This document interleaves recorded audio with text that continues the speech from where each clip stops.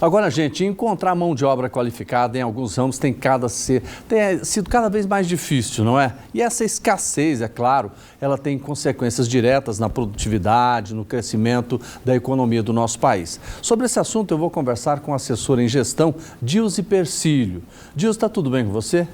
Tudo bem, querido. Boa tarde, muito obrigada. Boa tarde. Obrigada pelo convite. É engraçado, antes a gente brigava por vagas. Hoje tem vagas, mas não tem mão de obra? O que está acontecendo? Sim, com certeza.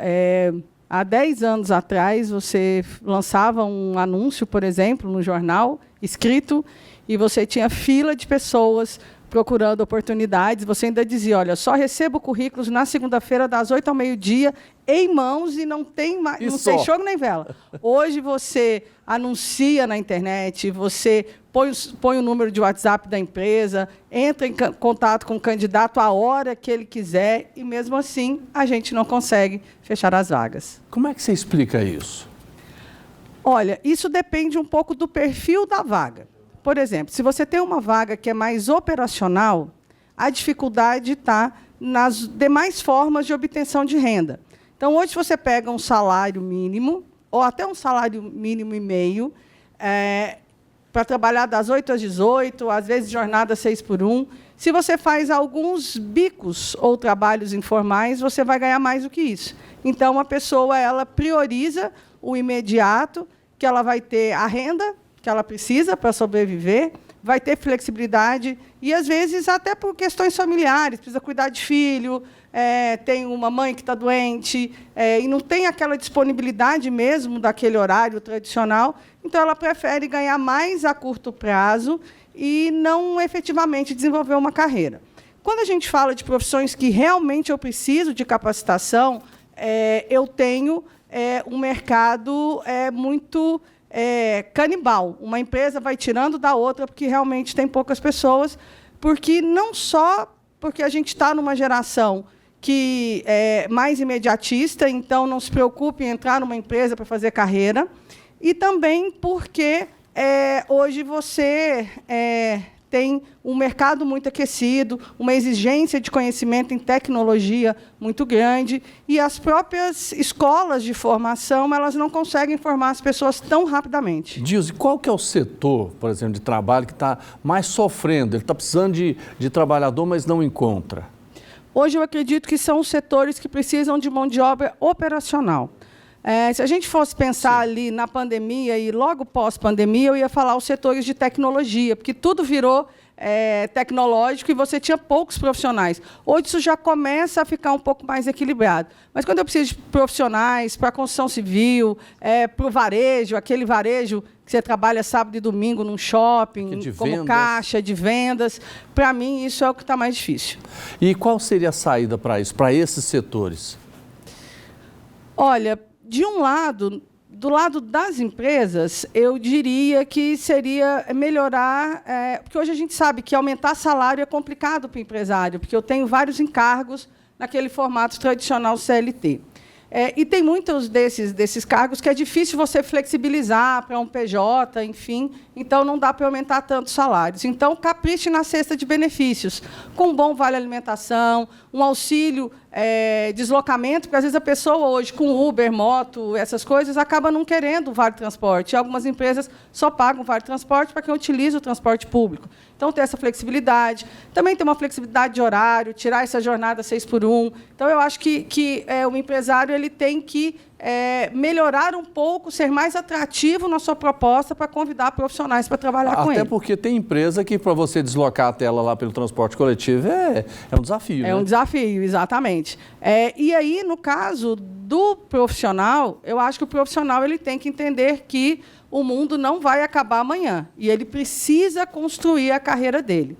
Então, é importante ele saber que, no início, vai ter que ralar ali um pouquinho, né? Às vezes, aguentar uma chefia que não é tão bacana, trabalhar num horário, às vezes, mais extenuante, mas buscar uma empresa boa, que tem boas condições de trabalho, que tem possibilidade de crescimento e estudar.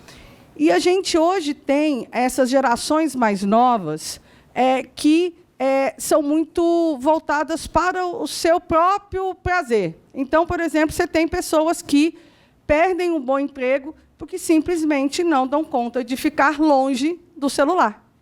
Então, o chefe vai, o líder vai, o RH vai. Eu falo isso que eu estou falando de clientes meus.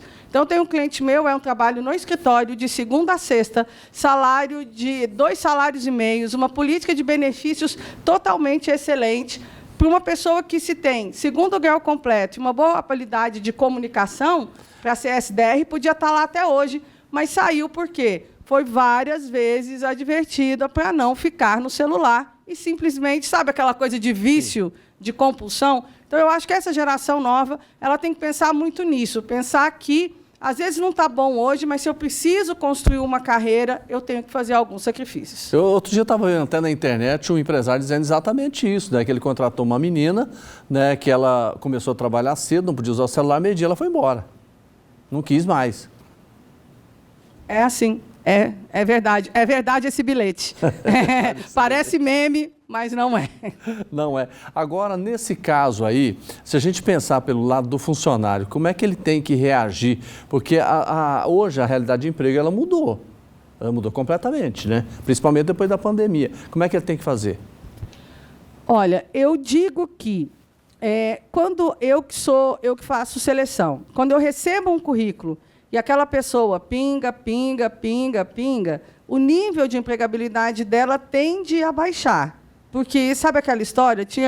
Acho que esse é da nossa época. Muita gente aqui talvez não lembre daquele comercial Orloff, eu sou você amanhã, né? Então, beba uma vodka boa hoje, porque amanhã você vai estar com dor de cabeça. É a mesma coisa. A empresa fala assim, poxa, eu vou contratar esse cara que não fica nem um pouco nas empresas, sai por qualquer motivo, amanhã ele vai me deixar na mão. Então, primeiro, identificar o que é o seu propósito. Hoje, como o mercado está contratante, se você gosta de uma determinada coisa, vai analisar o seu perfil. Poxa, então vou ter que estudar isso, vou ter que fazer aquilo, enfim, se capacite, escolha bem a empresa e o seu cargo e foque para desenvolver carreira ali. Porque hoje a gente está indo atrás dos funcionários, dos colaboradores, dos profissionais. Então, basta essas pessoas, no bom português, firmar o golpe ali na empresa e querer trabalhar. Hoje é exatamente o contrário. Hoje é o patrão que corre atrás do empregado, né? Exatamente. Eu estava vendo, né, a área de recursos humanos, né? Então, antes a gente falava recrutamento e seleção. Para aquela ideia de recrutamento, igual do Exército, né, que vem um monte, né, tem um monte lá e você escolhe, eu quero esse não, porque tem pé chato, esse usa óculos, eu não quero. Hoje não, antigamente era isso. Você tinha 100 pessoas para uma vaga. Hoje você tem 100 vagas para uma pessoa. Os antigos feirões de emprego que a gente fazia pela Associação Brasileira de Recursos Humanos, quando eu era presidente, a gente fazia num shopping, dava volta pelo corredor. Vocês foram lá cobrir já. Hoje a gente faz feirão com o dobro de vagas, que antes eram umas 5 mil vagas e 15 mil candidatos. Hoje a gente faz com 5 mil vagas e vai 1.000 candidatos. Terrível. Dilson, obrigado pela sua participação. Foi muito bom ter você aqui. Muito obrigada, sempre um prazer estar aqui com vocês, adoro falar aqui. Acho que falamos um economês assim, fácil de entender muito hoje, fácil, né? Então, missão cumprida. Um abraço para você. Obrigado. Muito obrigada.